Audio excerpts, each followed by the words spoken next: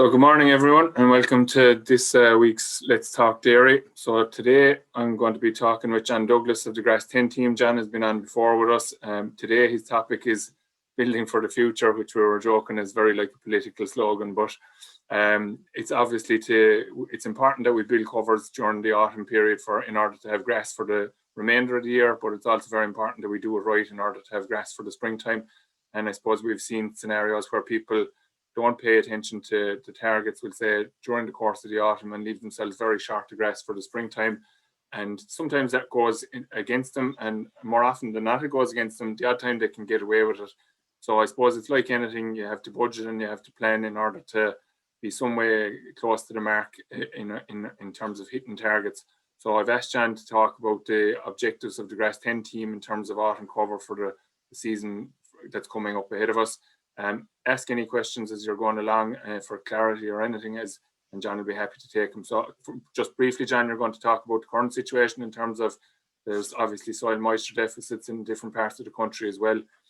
Slightly eased maybe with some of the rain that came in the early part of this week, but in some cases, some places got no rain at all, so still in pretty tight situation. So we're just going to touch on that briefly at the start.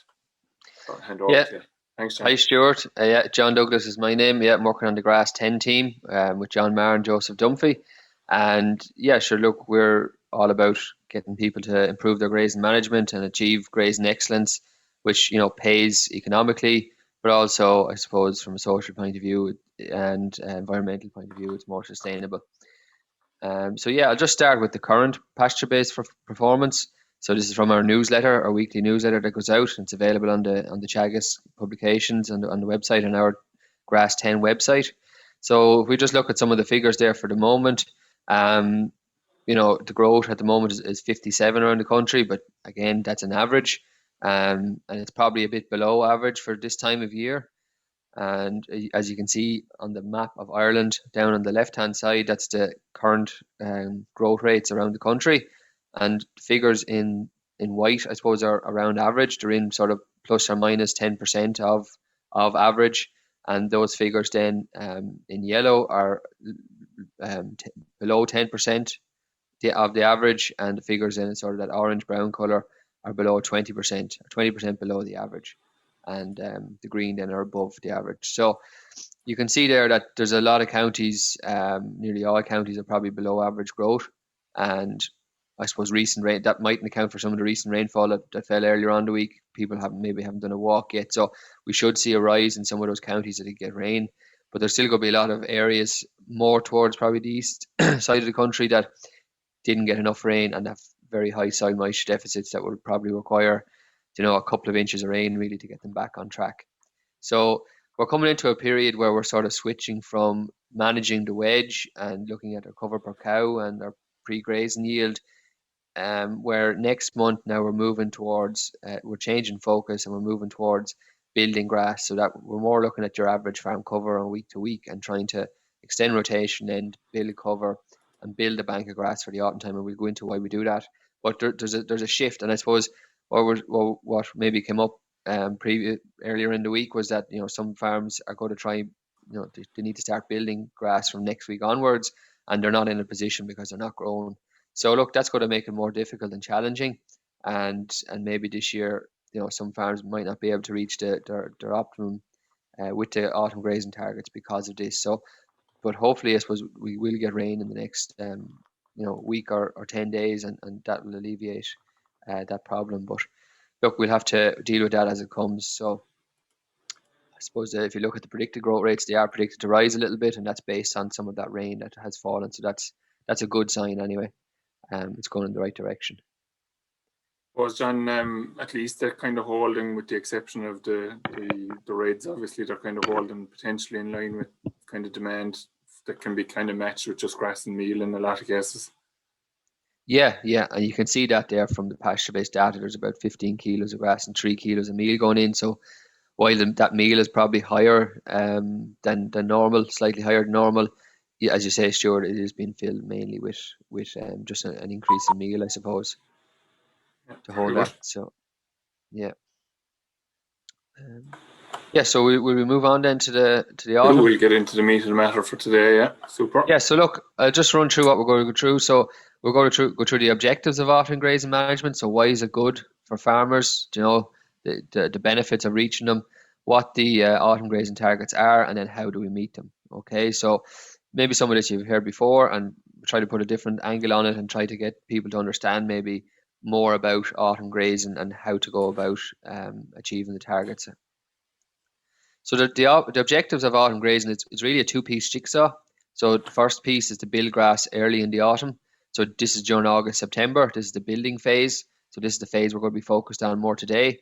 And then later on in October, November is your closing phase. So you're trying to extend your days of grass in the autumn time, but also set the farm up that you have a good supply of grass in the springtime, because as we know, we get a better kick for it in the springtime. So that's important. So really what we're going to do over the next couple of weeks is going to have an influence on next spring. And you can see that there, that's the reason why, because if we don't build much grass, well, then we're more than likely either going to stay out grazing later on lower covers and have no grass in springtime, or else we're going to have, we could run the farm cover down very low, even in October, and maybe still not get back up to have enough grass for the springtime. So this is really, as you mentioned at the start, Stuart, about budgeting and stuff like that. So it's important for every farmer to have a plan in place for this time of year. So I might just, I suppose, quiz people, like if they had an opportunity, if they could invest €40 now and be guaranteed €110 back in 3 months' time, how much would they invest? Okay, so you're going from €40 to €110. You're nearly tripling your money in 3 months.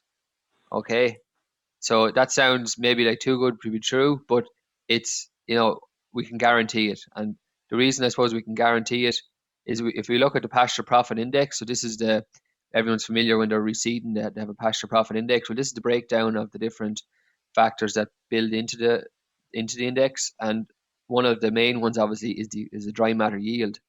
And in the summertime, I suppose the cost of replacing grass in the summertime with a different feed is very low because grass is very plentiful.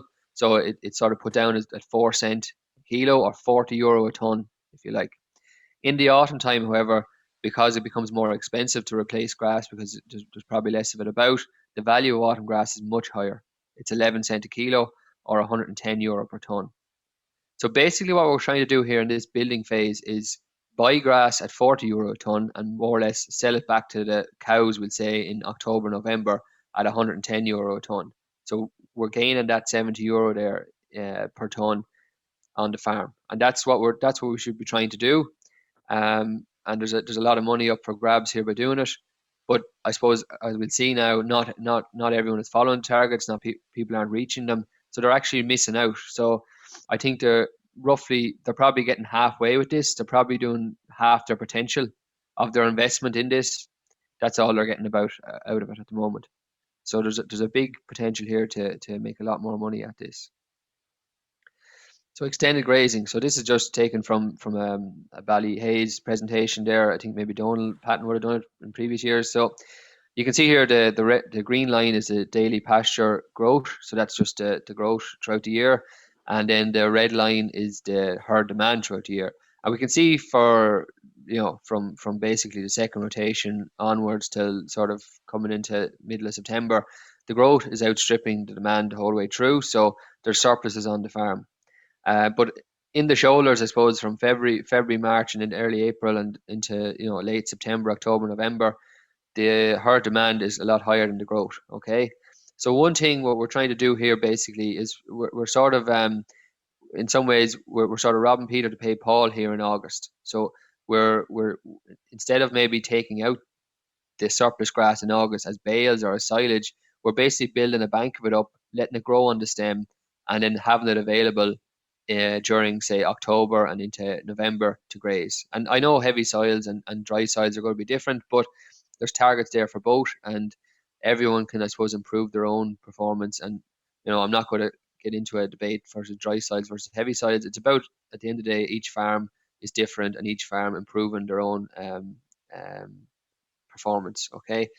I suppose, John, the big thing though is just like you said there. It's if we don't do that, if we don't start to act on it in the August period, it's very hard to make the cover last then, because you just don't Yeah. have it in September going Yeah, into well, October. we can see here now. Ballyhays might have slightly lower growth rates in the shoulders, but you can see here around this is but early mid September, the growth rate is matching the demand.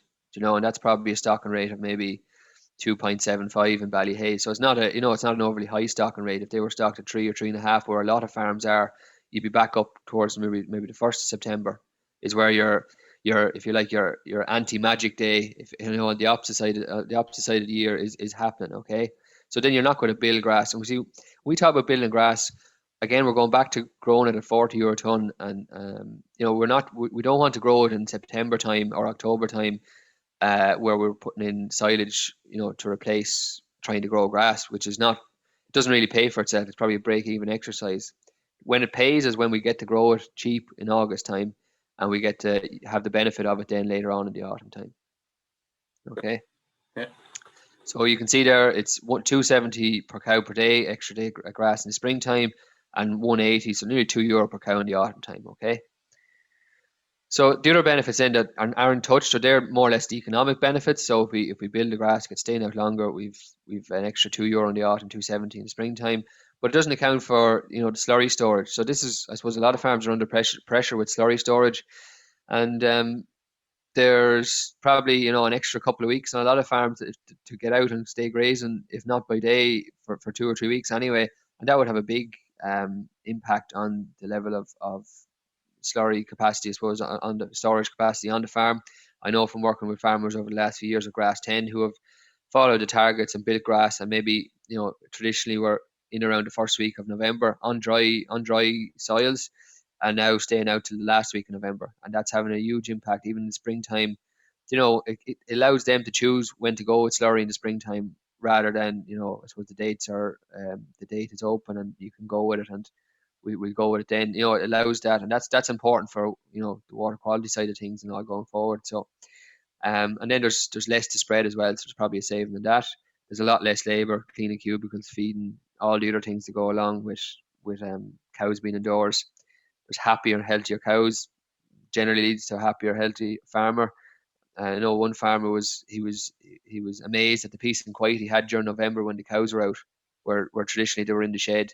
So he just had even a bit of peace and quiet around the yard and get more jobs done. The other benefits, I suppose, of following the targets is there's still plenty of grass for springtime when we close up properly in that second piece of the jigsaw that I was talking about earlier. And then also just from working with farmers, they're if they can get an extra 2 or 3 weeks out of grass because they're putting in a plan in place and have the infrastructure and the whole lot, they're getting better job satisfaction, and there's a bit of pride and there's a feeling of a job well done, which is important, I suppose, from the social aspect of the sustainability side of things.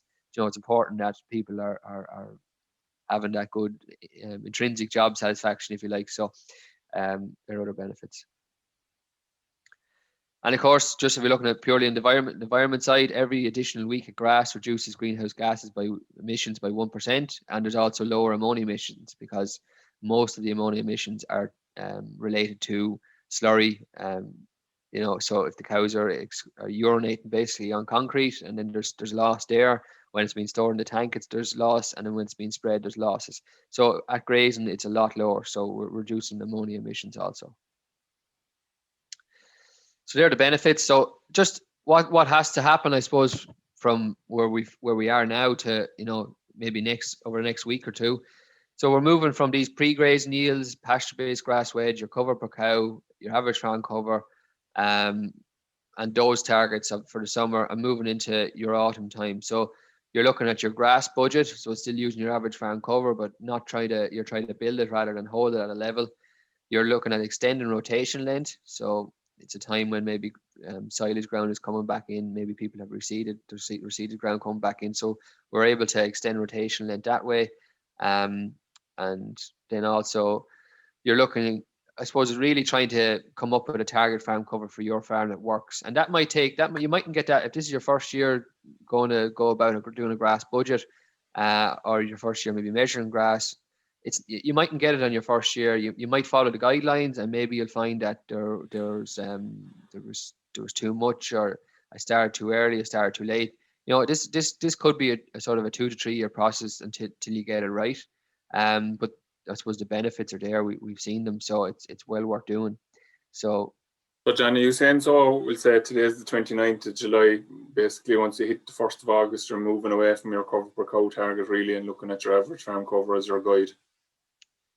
For some farms, yes, Stuart, it will be, yeah. And we'll go through that now. But basically, it'll depend a lot, I suppose, on stocking rate and soil type and things like that. But I suppose one constant is that we keep walking the farm weekly. And, for those lower stock farms, they might be able they might get away with start building until, the 3rd week of August. But for the higher stock farms, really, from next week onwards, they're going to have to start thinking about this. So when I say higher stock, I'm probably talking about farms that are 3.5 or above, I suppose.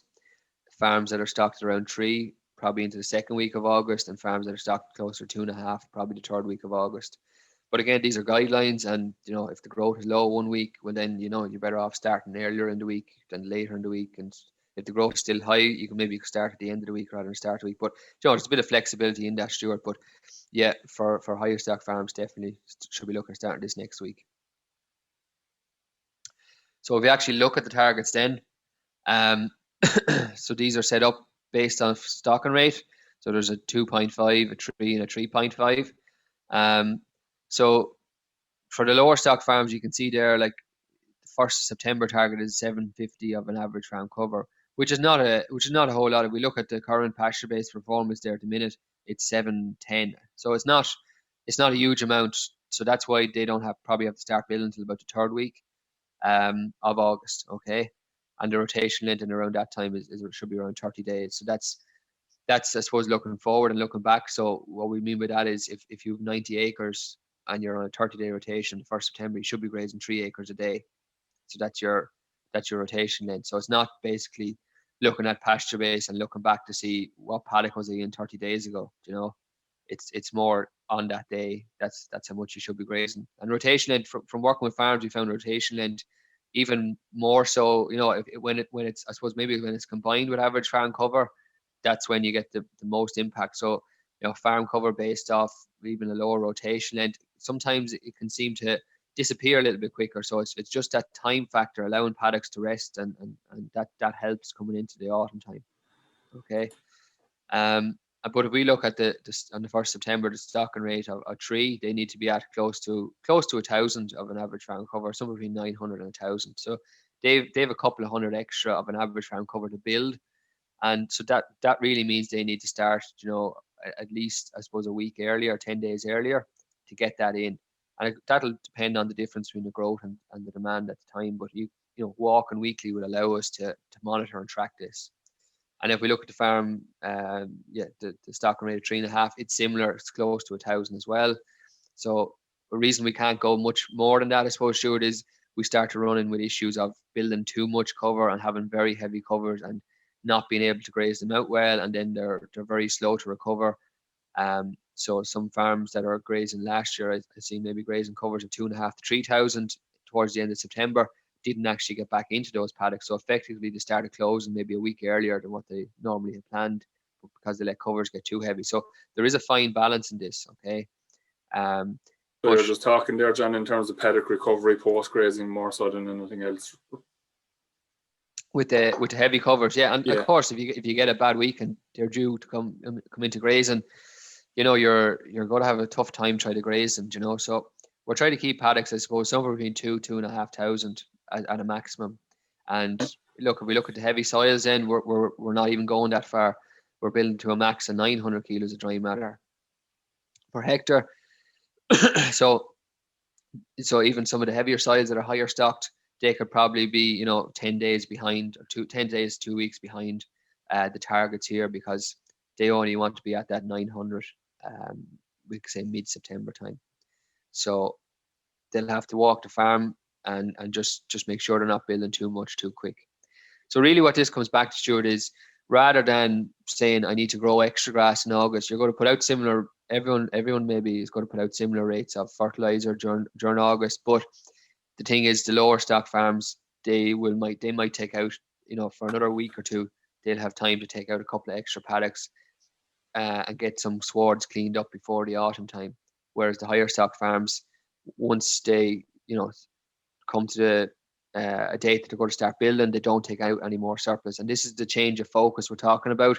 We're moving away from pre-grazing yields and cover per cow.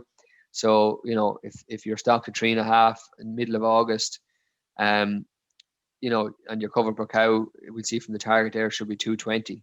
You know, if a farmer is at 220 and he feels he has 2 or 3 days too much grass there and he's tempted to take out a paddock, well, then that's going to set him back a week or so. So he's not going to reach the target. So it's just that mindset that no, I'm building now. I'm not taking out surpluses. I'm building now, and it's just to get into that change. So that's what's important. But John, is it still, there's two question from myself first, and then there's a question in there from Conor Creedon as well. It's still important to keep an eye on that average farm cover, and if it is running ahead of you, that you're going to have to do something maybe in that August phase still, though. Like ideally now we want to avoid it, but if it's really getting away from you, you can't just let it build away because it is just going to be too difficult to handle. Yeah, no, definitely. And I suppose walking the farm weekly is the only way you're going to know that, Stuart. You know, and that's why while the targets here are changing, everything's changing. The key message here is really to keep walking the farm through August and September weekly. So, you know, 8 walks basically between August and September. If we looked at the average in August, September, it's probably closer to 4 or 5, you know, over that period. So how are you supposed to keep track of this if you're not doing it? And even by walking in, I suppose you're keeping focus. But yeah, if you are ahead, look, if you're 50 ahead, or you know, and there's another good week coming of growth, well then you probably should do something, maybe take out a surplus. But if you're 100 ahead, but you're anticipating or predicted growths aren't to be that high for next week, well then I'd probably wait, because you know I mightn't build much in the week coming. Yeah, so a bit like 2 weeks ago there, when people knew growths were going low, they left farm cover probably a little bit higher than you'd like it to be, but they ate into it then in the dry week, like. Well, that's the smart thing to do. They're anticipating the changes coming, and they're allowing for that in the plan. You know. Yeah. Okay. So just a question from Conor there is, where's the balance, re-quality and regrowth then? And he's just, you know, you were saying about the 2-2 covers, like. Yeah. Well, so that's like, look, covers of the guidelines have always been, don't let covers get over 2,400 kilos of dry matter per hectare. That's the cover. So. There's a caveat with that, I suppose, John, in that has to be a clean 2-4. Yeah. So that's another thing. Like, it's where you're building the covers. Like, so if you know, grass quality this summer has been very challenging, even on the most experienced grassland managers this summer. You know, it sort of, a lot of places went to seed and went ahead around that sort of June bank holiday time when the rain came, or late May, after that dry period, and everywhere sort of had between bales and maybe some pre-mowing or topping, whatever other things were going on. Everywhere was cleaned up, but then, you know, we got sort of a second mini drought, and that sort of caused things to go, or even after the last rain in the last couple of weeks, we've seen a lot of, as you call them there on Tuesday, Stuart, Trawnines coming, and a lot of stem coming back in the swards, not even around dung pads, just an even spread of stem across the swards at maybe covers of 1,000. And you know, we're going to have to get them cleaned up. So that's probably one thing before we start building, or even if paddocks aren't that well grazed out for higher stock farms, really, they need to go and get those cleaned up in the next week or so, because you don't want to build a cover of, we'll say, 2,400 on top of a sward that has a lot of dung pads and stuff in it. It has to be a nice clean base to do that, you know. You'd probably rather graze a cover of 2,400 of aftergrass type grass versus a cover of, we'll say, 1,700-1,800 of a poor quality sward. It'd probably be easier to graze the heavier cover. So it's not just about what cover's on it, it's where it's grown from as well. So get paddocks cleaned up before we start building is the message there. Yeah. We had a poll there, Stuart. Were you able to set it out there? Maybe I've just sent it out there now, so okay. You can just talk your way through it there, John. So I would say the reason that, I suppose we're just asking, do people follow autumn grazing targets, yes or no? And if not, why not? Because I suppose we're just trying to one person answered it there. I thought 100% of people said they didn't understand it. I was getting worried there for a second. Okay, well, will we leave that go? We'll leave it there, and you can talk away for a minute, sure, and we can come back to it. Yeah. So we'll keep going on with the target. So this is pasture-based data from 2019. So we can see here in the middle of August, which is sort of around the time a lot of farmers are starting to build. Everyone is on target. The farms that are lower stocked are well above target. The farms that are 3 and 3.5 are about on target. So no problems there in terms of following the targets. If we look a month ahead, then the 15th of September, so everything was on track. Everything is behind track. So even the lower stock farms are behind track. So they've built. We'd say the lower farms have went from about 730 to 880. So they've built 150, and they probably should be another 150 to 200 ahead. So each farm there is probably about 150 to 200 behind. So when I came back, when I said at the start there about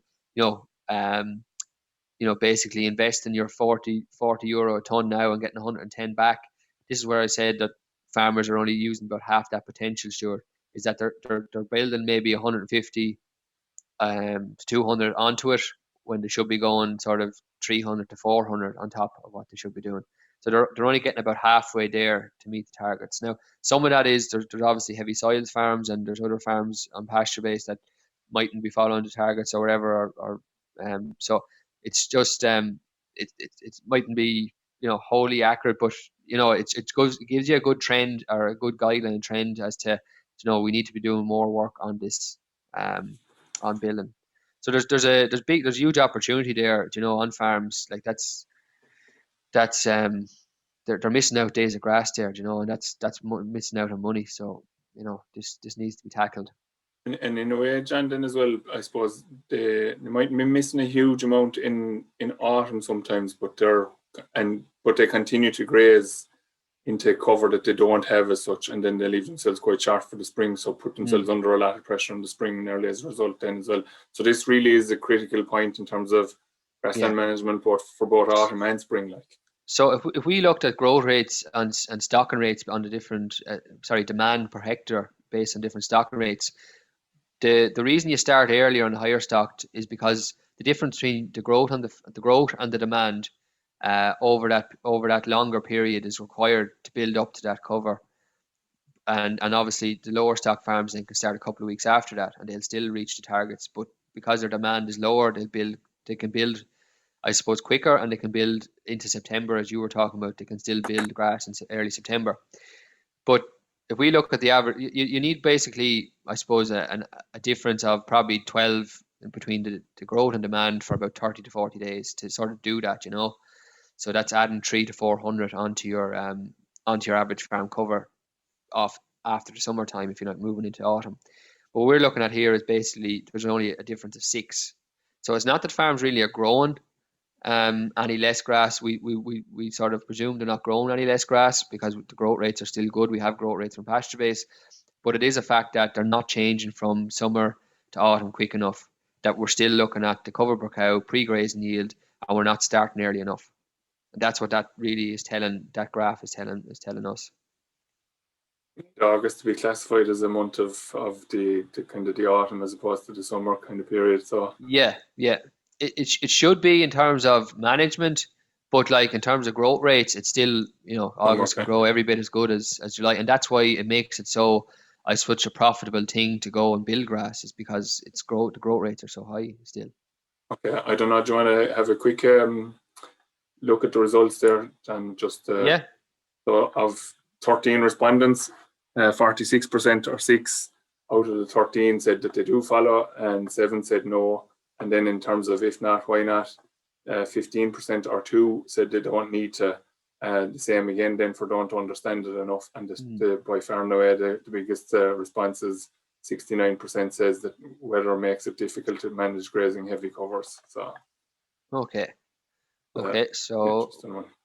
Yeah, no, it's good to note that, because we might have to work more on that and focus it more on that side of things. So, so look, so there's the question in there as well now, John. Do you recommend pre-mowing or topping to tidy up paddocks before we start building, or are there any other ideas around it?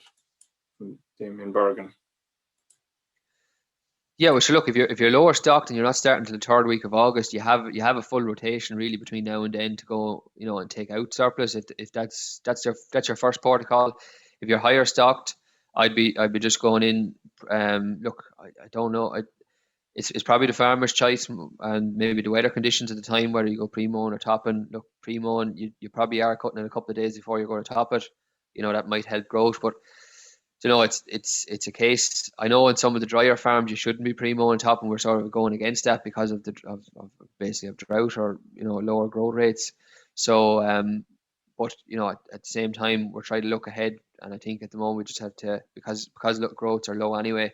I think mowing or topping isn't going to slow down things that much on those farms, because they're going to have a lot of grass coming back together on those farms that are hit with drought, like you always have after a period of low growth rates. You've a lot of grass coming back together. So, but yeah, we would advise basically what you're saying, John, cleaning them up. is every method employable basically should be employed to try and make sure that you're building off a clean ground. So whether that is pre-mowing or topping, or even a little bit of baling in the next week or 10 days. Some farmers maybe are on maybe 24, 36 hour paddocks, and some of those paddocks have gone a little bit stemmy. Maybe even just putting the wire up and getting them to try and clean them out. I know some farmers have done that, and paddocks basically you wouldn't think that the cows would have cleaned out. They cleaned them out very well after. So we can do a bit of grazing as well, and graze hard on some of them as well. Yeah.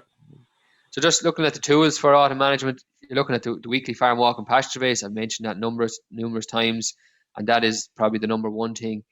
And there's a lot of benefits to that. So we're getting our growth rates for the autumn time for our farm, which in the future,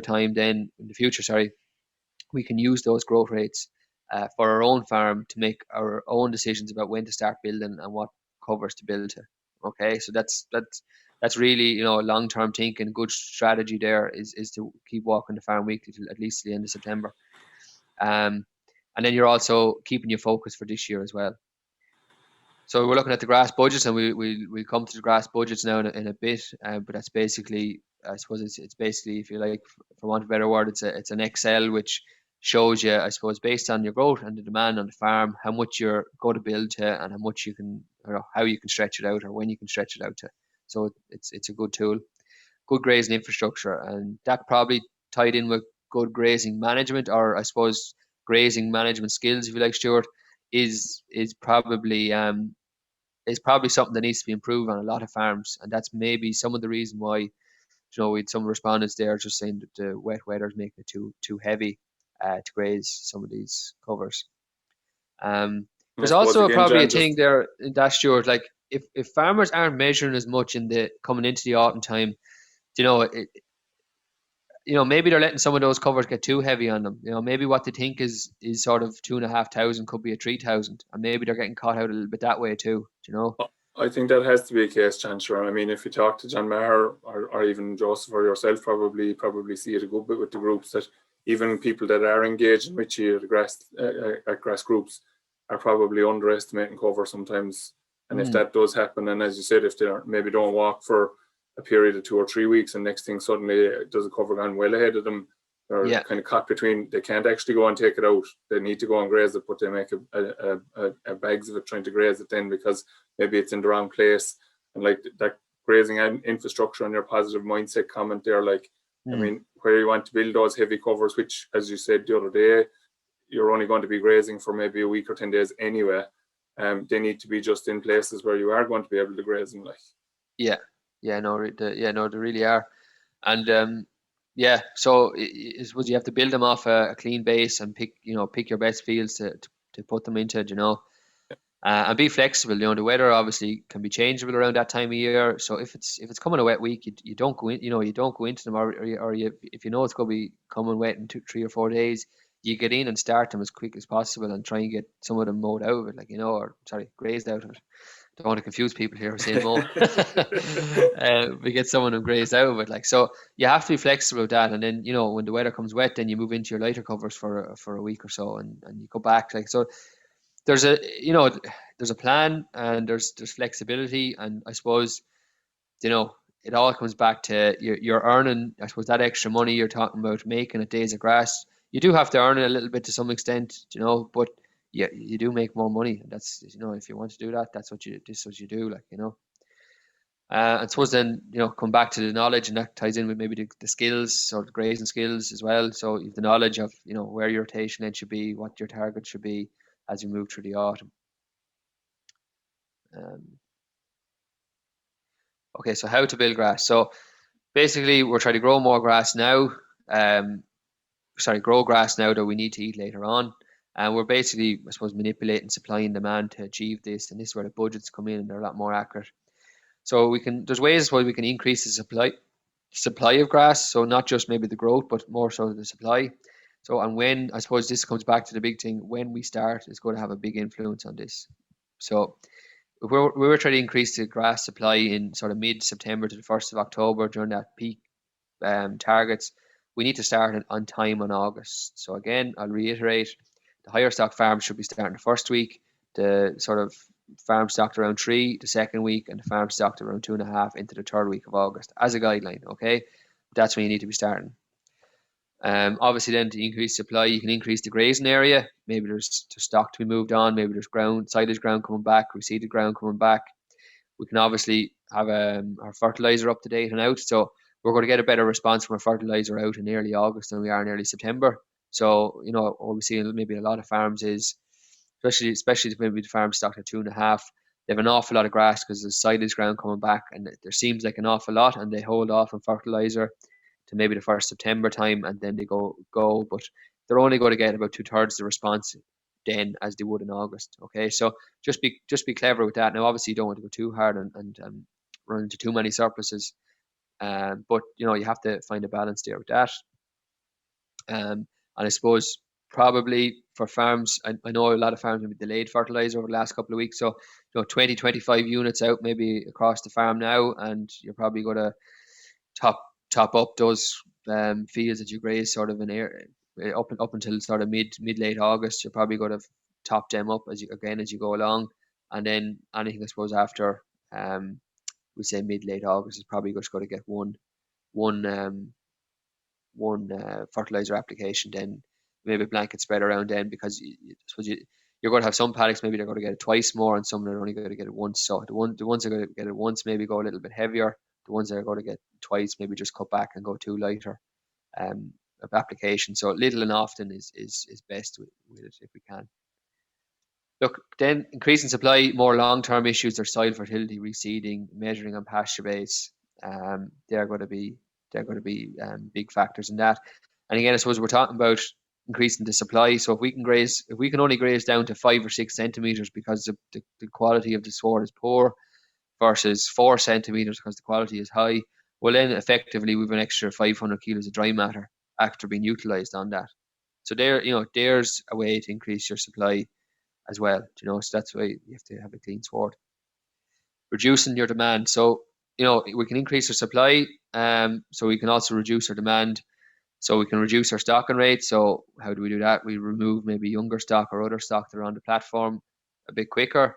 We maybe get rid of some cull cows. We maybe increase silage as we go into maybe not so much August, but maybe heading towards September. You might put in some silage to stretch it. I know there's zero graze, and a lot of people are looking at them options in the shoulders of the year for maybe for a week or so. It might have some. But this was the effect. The thing is, there when you're increasing any supplement into the diet, we still have to keep track of what's going on the farm, because we don't want to let the cover build too much if we're putting in a lot of feed, because we run into the issues we're after talking about. Meal also can be increased, and it's probably an okay thing for some farms, for a couple of weeks. But if we're talking about building and stretching grass, it's the forage coming into the extra, or the additional forage coming in. It's going to make the big difference rather than meal, because it has a better substitution effect than meal. So. Okay, so John, just to clarify as well there, we'll say when you're talking about the reducing demand, we say they were stocked at 4 cows or 4 livestock units to the hectare at the moment, with stock on extra stock on the platform. What stocking rate are you targeting now for your autumn closing cover? We'll say, are you just targeting on what you will be on the 1st of September or the middle of September with the cows only, when everything else is gone? Like we'll say for the month of August, there's a chance that there's going to be stock on the platform that are eventually going to be gradually maybe moving away. So what stocking rate are you actually building for in that scenario? Yeah, well, I suppose I'd be building for the stocking rate that it probably when they're gone, Stuart. So if it goes back to 3, I'd be using the 3 targets. But then,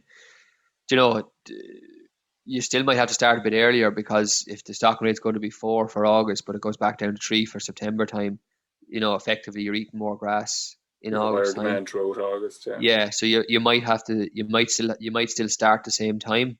Yeah. But you'll be using the targets for the lower stock farm, if you like. But you're basically you're going to hit the targets, but you're just going to do it a bit differently. Yeah. So stocking rate factor. So I suppose there's a couple of things within this. So farms we say stocked less than 2.8 in or around. There's obviously lower stocking rate. You have a lower demand. So as we can see from that graph, middle of August, the average farm cover target was way ahead. So there is obviously, it's easier to build grass because the growth doesn't have to be as high, and we can build it. But as we see there, those farms are still missing the targets later on, and they can still have a low grass supply in the springtime. And we were just doing an exercise with the dairy advisors in service train, where we picked farms, and there was a lower stock farm on dry soil, but still was very short in grass in the springtime. So we can see, just because you're a dry farm or just because you're low stocking rate, not everything works out. There has to be a plan in place for this to work. And if we look at farms maybe stocked over 3.5 livestock units per hectare, obviously higher stocking rate, higher demand. So, is the building to the targets going to be a benefit? And I suppose what I mean by that, for you to build to the targets, if say you're stocked at 4, like your example, Stuart, and you want to build to the targets, well, you're probably not going to grow any more than what you're eating in August time. So effectively, you're not really building that much. So is it a benefit then to go and try and put in extra supplement in August to avoid having to put it in November? And if we just look down there below, the higher stock farms they're basically buying grass at 11 cent a kilo in August time and selling at 11 cent a kilo in October, November. So it's sort of a break-even exercise. And I suppose by that, I mean, like, if you have to put in, say, 3 kilos of silage and 3 kilos of meal versus maybe 2 kilos of meal on the lower stock situation, if you averaged out the price or the cost of that diet in cent per kilo, it's probably around 11 cent a kilo, which is more or less the benefit of it later on in the year. So it's a break-even exercise. So really what we're trying to do on the higher stock farms, so farms stocked over 3.5, is just holding rotation length. So still sort of starting next week, but if you can do maybe a 35-day rotation and another 35-day and then a 30-day rotation, sort of 35 days rotations, you're sort of getting 90, 100 days from early August will bring you up to early November. And really the closing rotation there, holding that 30 days in the last rotation is key for the springtime in terms of not running the farm cover down too low and setting up the farm for the springtime. So if we look at just again, lower stock farms, they're buying the grass at 4 cent a kilo in August and selling it to the cows for 11 cent a kilo in October, November. So you're making money there in that situation. So really, this building grass, it only should really, I suppose, happen when your stocking rate is feasible enough for you to actually build it without taking out any more surpluses, rather than building it by having to put in extra supplement. So what you're saying there, the 3.5 plus, basically, is you just want to hold what grass you have and make sure that you can extend your grazing season by keeping a tab on it all the way through, rather than actually trying to build a big cover, which you're just not going to do anyway. Yeah, we'll see that here in the budget. Yeah. So, look, there's I suppose, farm stock to 3, feeding 2 kilos of meal in August. The average growth we'd say was 60. Demand is 48. So every week during August, that average farm cover is rising by 90, or in a month's time, it's about 360 of an increase in farm cover. So that's why we have to start in August time, because if we move into September time, maybe the average growth is only 50, which is about more or less only meeting the demand. So we're not going to build. So that's why we need to start in August. I think I've made that clear enough. But so we're going to look at a couple of budgets now. So a farm stock at 3.1. A farm stock at 3.1, but basically, I suppose, a higher stocking rate at the start because there's ground out for reseeding time, which happens on a lot of farms this time of year. And we look at a grass budget first, farm stock to 2.5 and one stocked at 4 cows per hectare. Okay. So so the farm stock to 3.1, we can see here. So this is the budget for anyone not familiar. It's basically week by week. It's broken down. This is the area of the farm on the platform. This is the number of spring milkers. This is their grass intake, meal intake, silage intake. And we can sort of basically put it in each week, and we're basically what we're doing is manipulating this demand, and that will sort of, I suppose, match up with the growth, and whatever the surplus or deficit is each week will be added or subtracted onto the average farm cover. So it's a good way of being able to, you know, plan ahead and track the farm cover as to how much meal or silage needs to go in at different stages to meet the autumn grazing targets and objectives. Okay, and this is what all the, I suppose, the farmers now who've been measuring on PastureBase for the last couple of years are moving on to doing these budgets, and it's really helping them. So we can see here, you know, a farm stocked around 3. If they start, I suppose, basically not take out any surpluses, they can build comfortably enough. By mid late August, they can hit their targets there, 1100, and they eat into that, and they might have to introduce some silage, I suppose, later in October time, just to stretch it out. And with that, on a dry farm, we'd say they're getting up to sort of maybe the third week of November before they're housing, and then they're closing up with a cover there on around the 2nd of December of 750. Okay, so that's a nice simple plan. So there's a farm stock of 3, very comfortable to do it. I suppose it's just a case that farm didn't take out anything. I suppose what you can see in the budget is maybe what the farmer didn't do, and what the farmer didn't do in this case was take out any surpluses that he thought, or that he might have normally taken out if he was following the summer targets. Okay, so we can see there over the course that there was 40 ton of meal, nearly 40 ton of meal fed and 25 ton of silage fed. So all the area of each farm here is going to be the same. The only difference is the number of cows. Okay. So if we're looking at the same farm, but they have a higher stocking rate for the next few weeks because there's ground out for reseeding time.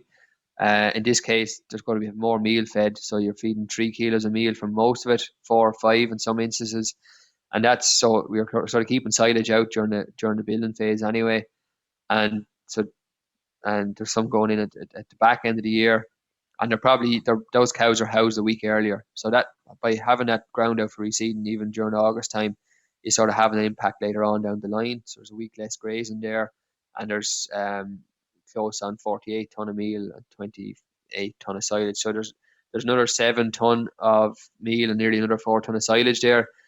So for that farm, you know, taking out that 5.7 hectares, 13 acres for reseeding was actually costing about €30 a cow or €3,000.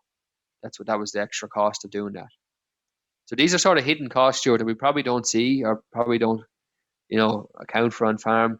And maybe in that instance, you know, the farmers wouldn't be worried about hitting the autumn grazing targets and maybe wouldn't put in that extra, but then there might be 2 or 3 weeks less grazing at the end of it, you know. So there's different ways of seeing that. But for about myself and Joe were talking about yesterday, and roughly for every 0.1 yet you increase the stocking rate by over, we'll say 2.5, you're adding sort of an extra 150 to €200 per hectare onto your costs in the autumn time.